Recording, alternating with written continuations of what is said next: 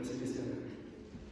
Nous avons sans doute été nombreux ces derniers jours à courir les magasins pour remplir le frigo alors que les jours fériés s'enchaînent et que malheureusement un nouveau confinement commence. Entre deux rayons ou entre deux magasins, nous nous sommes souhaités une bonne fête, une joyeuse Pâques. Un peu en avance puisque Pâques, c'est aujourd'hui. Je n'ai pu m'empêcher devant cette précipitation et cette rapidité à se souhaiter bonne fête de me poser la question: quel est le sens de tout ça? Quel est le sens de cette fête lorsqu'on sait qu'elle va déboucher sur un nouveau confinement? Et quel est le sens de cette fête lorsqu'avec tant de précipitation, on prend à peine le temps de la préparer? Aujourd'hui, nous célébrons la résurrection de Jésus-Christ. Nous célébrons sa victoire sur la mort. Mais force est de constater que si nous ne vivons pas Pâques, celle-ci ne restera que folklore ou discours pieux sans profondeur.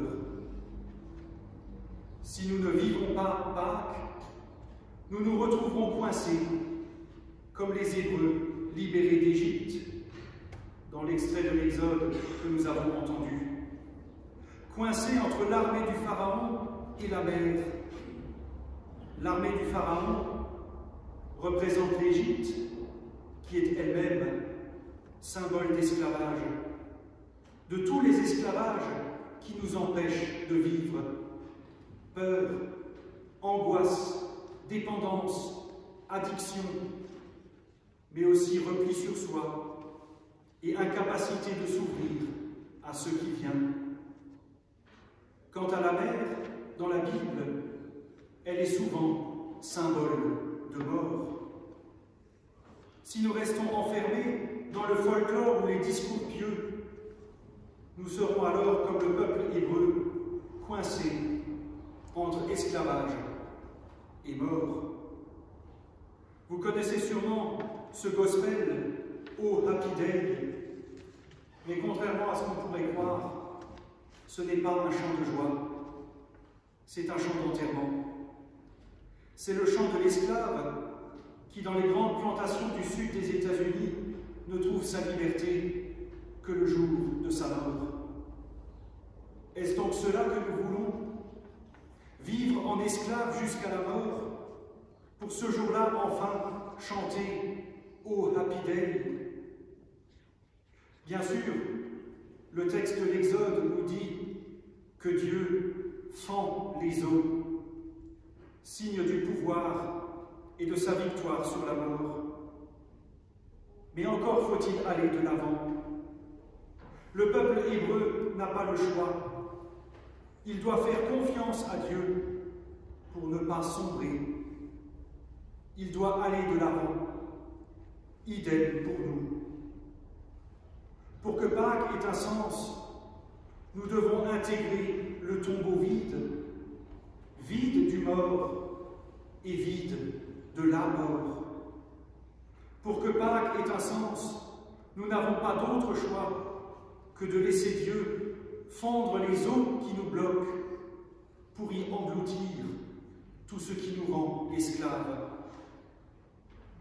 On me demandera peut-être, au fond, pourquoi donner un sens à Pâques?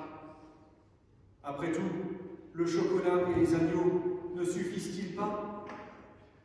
Souvenez-vous, il y a un an, pendant le premier confinement, il n'était question que du monde d'après. Aujourd'hui, plus rien.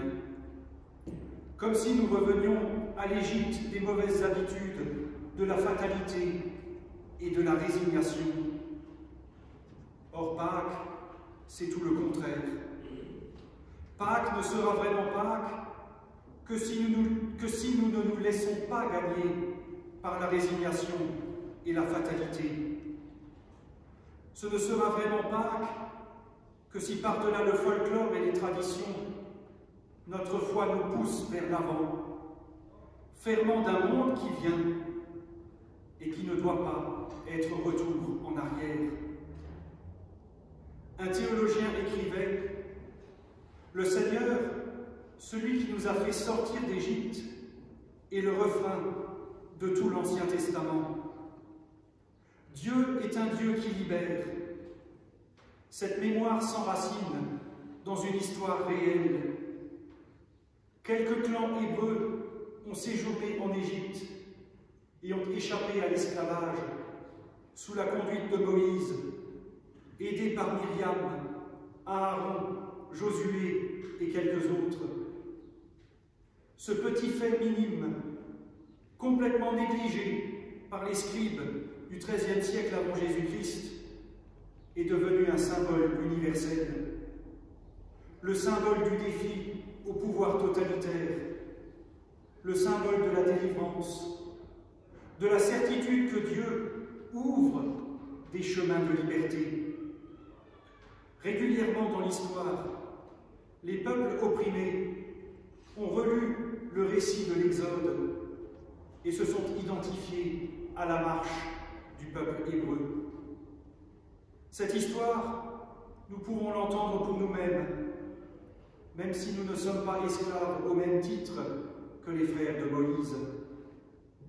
En hébreu, le mot Égypte veut aussi dire angoisse.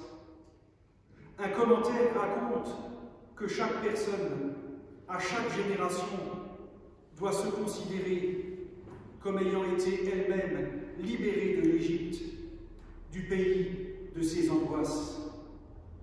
Aussi, en ces temps d'incertitude, puissions-nous laisser Dieu ouvrir les eaux qui nous empêchent d'avancer. Puissions-le laisser entrer dans nos vies pour nous libérer de tout ce qui nous empêche de vivre et nous permettre de ressusciter ici et maintenant.